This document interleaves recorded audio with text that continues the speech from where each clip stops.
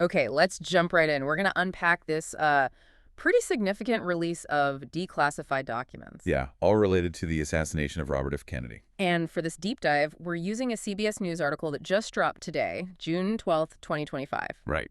So our mission, really, is to wade through this new batch, see what's inside, and kind of pull out the most important bits for you. That sounds good. So first off, just to set the scene again briefly, we're talking June 1968, RFK shot by Sirhan Sirhan in L.A. Right after the California primary win. Exactly. And the source, CBS, reminds us Sirhan's stated motive was RFK's support for Israel in the '67 war. And this was all happening, what, 4.5 years after JFK's assassination? A really turbulent time. Absolutely. And, this release, it wasn't random. It stems from that executive order President Trump issued. Oh, right, soon after he took office, covering JFK, MLK, and RFK assassinations. Precisely. And this specific batch we're talking about now comes directly from the CIA. Okay, so how big is this specific batch? Are we talking a few memos or something more substantial? Oh, it's substantial. The CBS article says 54 newly declassified documents, but that adds up to 1,450 pages. Wow, 1,450 pages just now. Yeah. And it's important to remember, like the article notes, this isn't the first RFK release under this order. There were roughly 10,000 pages back in April. Okay. And maybe 60,000 pages in May. So this is adding to a huge pile of documents already out there. So we're building quite the public record here, 70,000 plus pages before this even. Definitely. And when you look at what's actually in this new 1,450-page set, according to CBS, it's quite a mix. Like what kind of stuff? Well, you've got news articles that agents were clipping and sending back, dispatches from CIA stations overseas, intelligence reports, on foreign officials, updates on the investigation itself, and even, like, internal chatter correspondence between the CIA and state, or CIA and DOJ. So a real cross-section of intel gathering and bureaucratic reaction. Exactly. It gives you feel for the different facets of the response. Okay, so with 1,450 pages, did the article mention if any single document takes up a big chunk of that? Yes, actually. One file stands out. It's 814 pages long. 814. Out of 1,450, what's in that one? That one document details the immediate global response from CIA outposts and U.S. embassies all around the world. So how the different stations reacted? Yeah, it shows agents in loads of countries chasing down leads, trying to figure out Sirhan's background, his motives, how other countries were reacting. The sheer scope, the global nature of their immediate reaction is pretty striking on its own. That is striking. It wasn't just a domestic investigation then. Not at all. They saw immediate international intelligence angles. Does the article give any, concrete examples from that 800-page file? What kind of stuff were they doing? It does. It highlights one specific cable dated June 29th, 1968, so pretty soon after. It's from CIA officers in Sri Lanka, and they're reporting back to HQ about efforts they were making to basically plant a favorable news story in a local paper there. Plant a story? You mean like propaganda? Well, shaping the narrative, certainly. Yeah. Information management. The article they wanted to get published argued that, quote, America has no monopoly on violence. And it specifically took a shot at China, saying China points a pious finger at America while ignoring violence from its own Red Guards. Wow. So active spin control happening internationally almost immediately. Yeah, it's a fascinating little window into that side of things. Yeah. Not just collecting info, but actively trying to shape perception overseas. That has a whole layer I hadn't really thought about.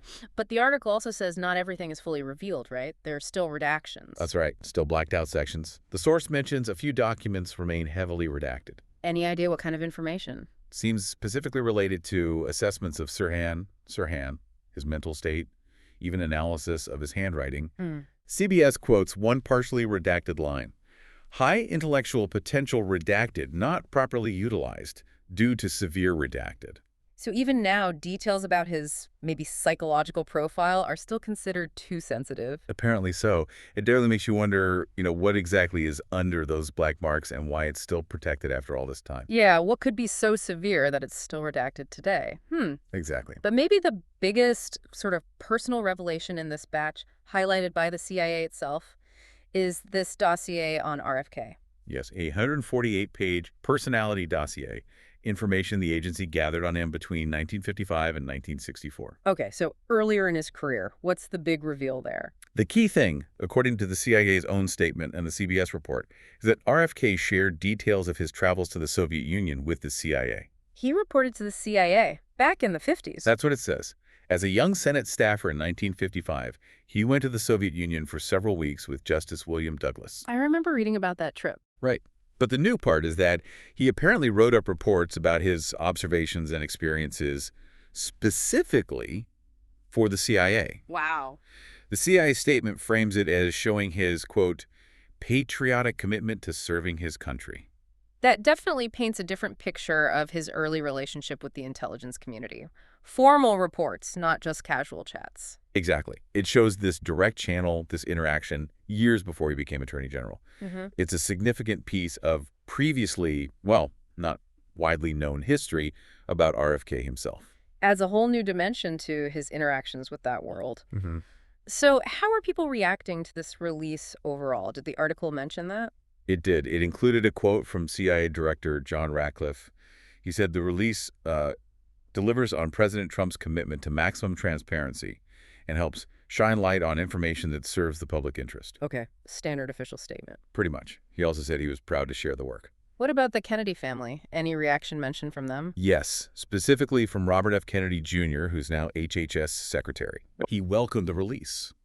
The article quotes him saying, "Lifting the veil on the RFK papers is a necessary step toward restoring trust in American government." Interesting phrasing. He also commended President Trump for, quote, his courage and his commitment to transparency, and thanked Tulsi Gabbard and Director Ratcliffe for their efforts in getting the documents out. Okay, so positive reception from him. Seems so, based on that statement. So let's try to synthesize this. Looking at this batch through the lens of the CBS article, what are the main takeaways for you?